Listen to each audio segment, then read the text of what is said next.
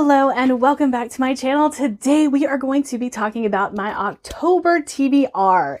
Yay! I am participating in another readathon hosted by Jake the Bookish Drummer on his Discord, and it is the Long Walk Readathon. He always does a Stephen King theme readathon around this time of year, and I like to participate even though I'm not the biggest Stephen King fan, even though my channel is named after a Stephen King quote. But I always love participating in these readathons. Now, it is a little bit involved, so I will link the videos where they talk about the readathon itself and the game board down below. That way you guys can see the tours, and it's Jake and Stacey. So one video will be from Jake and one from Stacey. I have a list that I'm very excited to get to. If you've seen my horror TBR for 2025, 2026, some of these books I told you would be coming from that list, but let's run through the prompts and the books that I have picked for them. Okay, so for the first prompt, we had a book with a road or someone walking away on the cover, and I chose Ebony Gate. This is a book I've had on my TBR for quite some time. It's a physical book that I do own, but as you guys saw in my last video, I have enough doom piles. I need to start sorting through those and make sure that books go where they need to go, get talked about when they need to get talked about, and all of that above. But this is a writing duo. The one thing I do remember about this, because I've had it for a while, is it's urban fantasy mixed with Chinese culture. And so I'm looking forward to it quite a bit. It's been on my radar for a very long time, and I hope I get to it. Another thing about this grouping of books, I leaned heavily into the horror and the romantasy, and that was kind of unintentional, but it's what I've been leaning towards lately, so I'm not 100% surprised. Next is a book that includes a competition or trial, and I chose Trial of the Sun Queen. Now for my Patreon, this is one of the options. I gave them 4 options to pick from.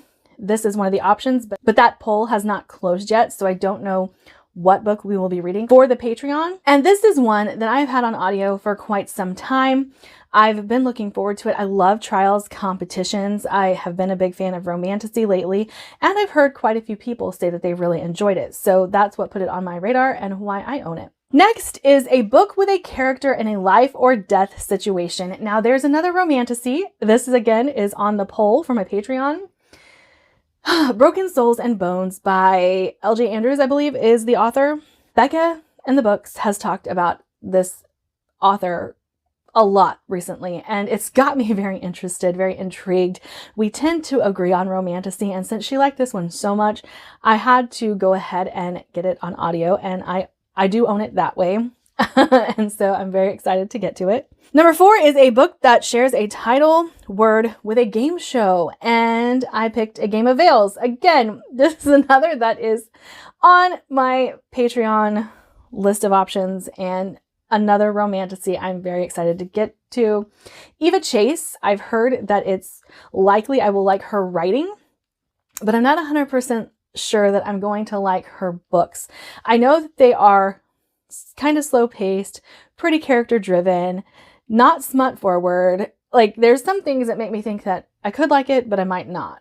A book by an author who uses a pen name.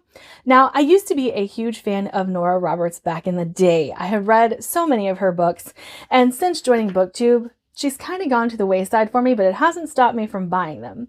So I do own The Awakening and that series. This is her dragon fantasy series, and I want to read it. I want to see if I still like Nora Roberts. Is she still an author for me? I do have some unread books from her and some that I've read, loved, and kept. So I'm just interested to see if Nora Roberts will be still for me. Also, I haven't addressed it, but if you can't tell, my poison ivy is starting to go away. You can no longer see it up here in the hairline. Awesome, awesome.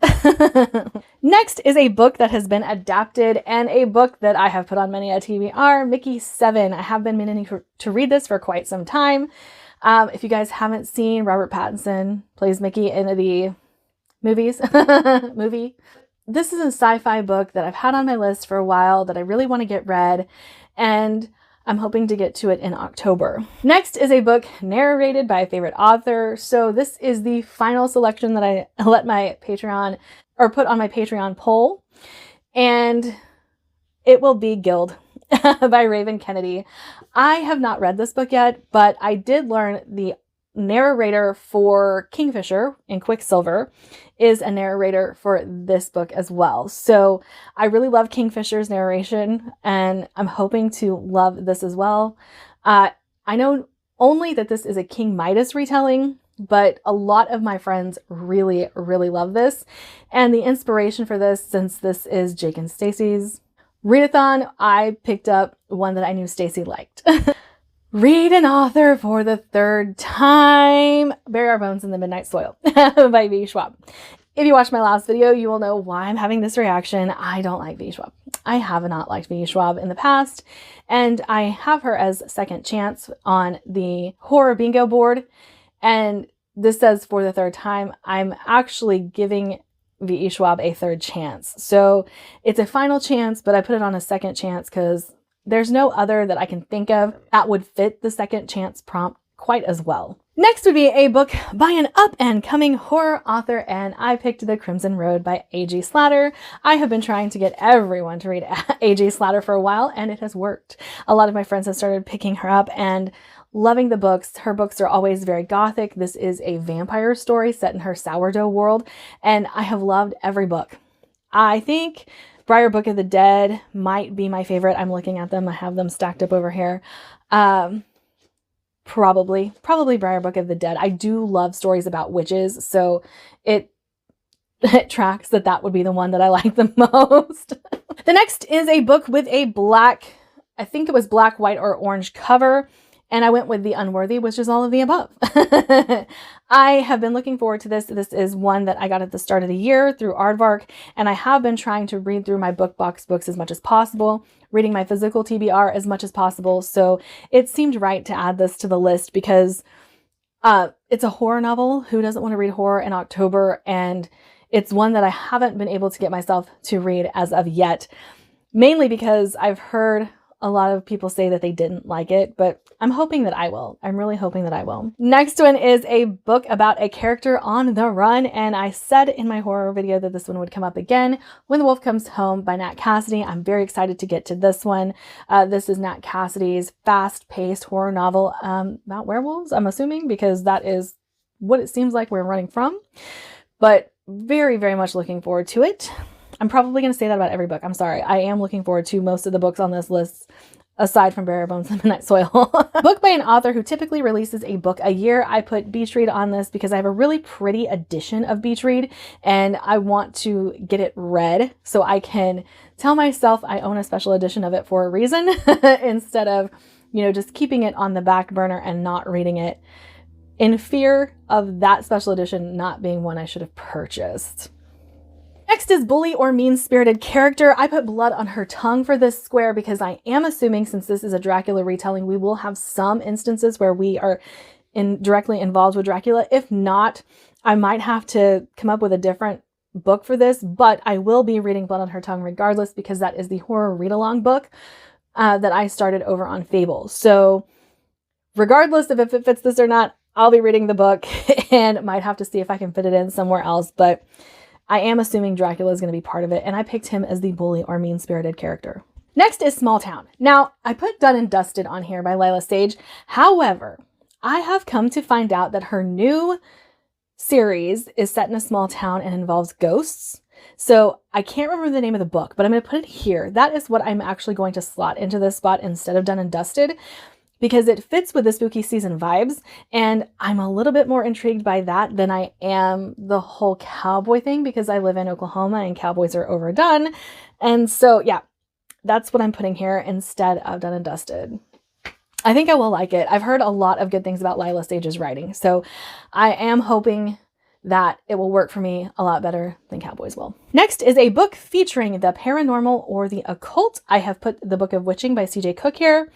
I have it on my 25 to read in 2025. I've been meaning to read it since the start of the year.